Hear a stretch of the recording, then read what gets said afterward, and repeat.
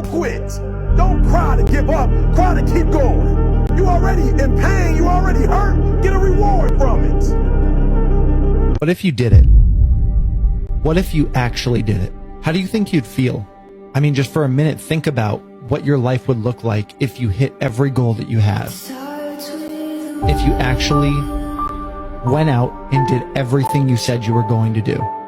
What would your life look like? I don't feel motivated. I don't feel. Leave the feelings to the girls. That's what they do.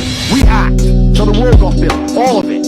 All the men who built the fucking skyscrapers felt scared. They did it anyway. You need to become a man of action. Stop worrying about how you feel and start worrying about what you're supposed to be